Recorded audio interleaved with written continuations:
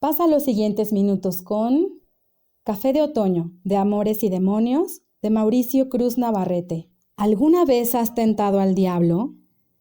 ¿O acaso sucumbiste a su llamado en un momento de irracionalidad, de temor o por mera curiosidad? No me refiero a lo que algunos denominan ese demonio interno que resulta de traumas infantiles o de experiencias poco gratas que se traducen en obsesiones, ira o ansiedades, sino al auténtico ángel caído expulsado del cielo que merodea por el mundo, esperando el momento de apropiarse de la voluntad de las personas y así enfrentar la obra de Dios que le repudió. Un ente maligno que yace en las profundidades del Averno, siempre expectante del momento adecuado para exhalar su seductora voz y liberar así la ponzoña que ennegrece el alma de los seres humanos. ¿A quien dude de su existencia? Bástele con mirar a su alrededor. Más cerca de lo que supone, encontrará las huellas del obrar siniestro de quien gobierna el inframundo. No son las guerras ni otros actos genocidas, pues estos son productos de la naturaleza rijosa propia del ser humano, esa cuya racionalidad solo tiene 3 fundamentos esenciales: la religión, el dinero y el sexo, de común en conjunto. No existe una sola guerra que no obedezca a la xenofobia que produce la falta de coincidencia religiosa, donde se obtiene un lucro a costa de la muerte de los hombres, y en el que las mujeres constituyen el botín más preciado por la lujuria que se enardece en el fragor de la batalla.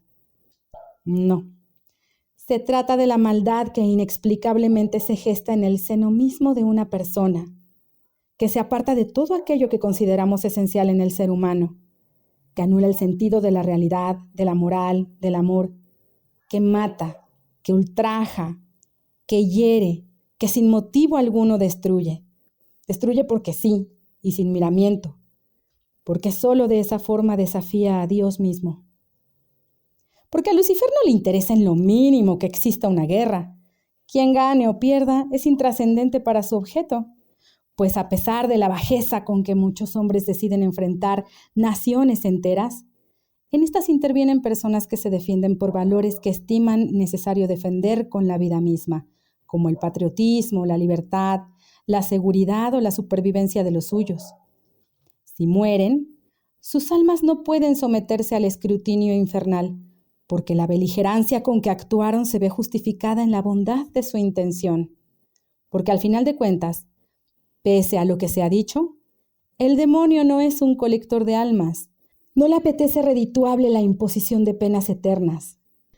Todos aquellos estadios y castigos descritos por Dante no son más que producto de una propaganda cristiana de redención.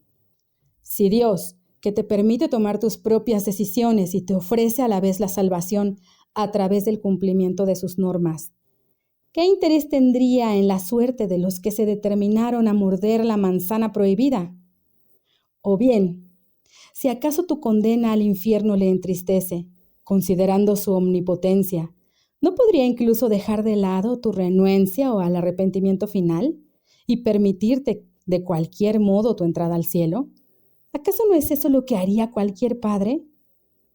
Lucifer vive angustiado de rencor, porque aún aúlla por las noches del dolor que le produce la herida sangrante de las alas que le fueron arrancadas de tajo mientras caía del cielo. Ese ulular del viento en las noches de tormenta, que hiela la sangre de quien lo escucha, es el recordatorio de la jura de venganza que hizo al ser repudiado del ejército celestial. Quien le rechazó debió amarlo mucho, porque no obstante fue firme en su determinación de exterminar a la raza humana cuando inundó la tierra, o bien cuando exhaló fuego sobre los pueblos pecaminosos y en cambio se detuvo en el instante mismo en que debió dar fin a la existencia de ese ángel corrupto, y le dejó deambular entre los hombres, confiado en que el ser apartado de su caluroso seno era sanción suficiente. Pero no fue así.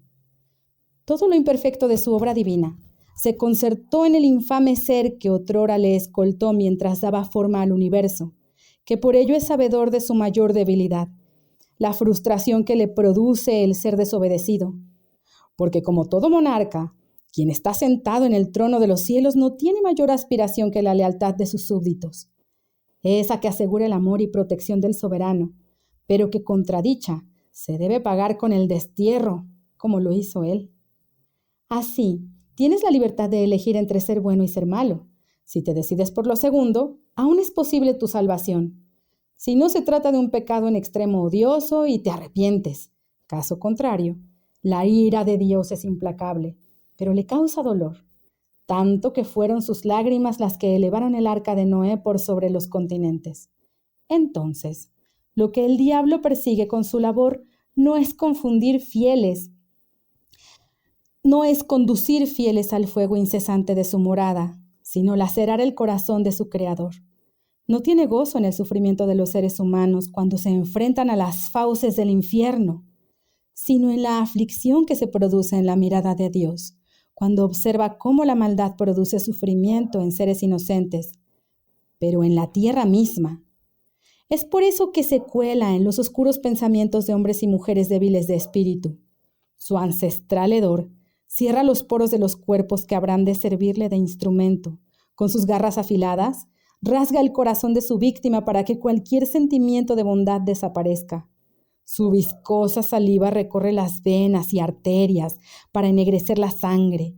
Sus ojos de reptil asoman por las cavidades oculares del desdichado y se adaptan al entorno para que, finalmente, su voz se exprese y confunda, porque es maestro en el arte del engaño. Es así como ronda de nuevo, hecho carne por el mundo, seduce, difama, convoca, engaña, mata, viola, tortura. No roba ni injuria porque esos son pecados nimios ante los ojos de Dios. Como hemos dicho, lo que persigue es causarle sufrimiento a quien al inicio de los tiempos le nombró su escolta. Para ello, debe hacer que el poseído ejecute los actos más detestables, aquellos que incluso escapan a la imaginación humana. Deben ser actos tan crueles que en el momento de su ejecución pareciera que el infractor volteara al cielo y dijera: «Mírame, este soy yo, tu hijo al que amas, pero que ahora te dice que no eres nadie, que tú no decides sobre la vida y la muerte, tampoco sobre la felicidad de mis hermanos, porque eso lo hago yo. Por eso, ahora decido matar a este o a esta, pero quiero que veas cómo sufren antes de que se vayan contigo. Por eso, ahora decido violarles para que anden por el mundo como un recordatorio de que no pudiste defenderles». Luego, abandona el infame cuerpo que utilizó como mero instrumento y ríe a carcajadas, danza triunfante entre las sombras de la noche, sabedor de que ha producido congoja en el ánimo de quien le despreció. Pero no le es suficiente, porque a pesar de la eficacia de su cobarde acto, la sangre jamás deja de ser expelida de las laceraciones que le produjo la espada del capitán de los ejércitos celestiales. Tal vez, iluso, espera que tras una acometida como esa, Dios habrá de recular y permitir que dicha herida cicatrice, es decir, que le perdone. Pero ello no ocurre. Entonces, chilla de dolor nuevamente y jura, como ha hecho en incontables ocasiones durante milenios, que se vengará.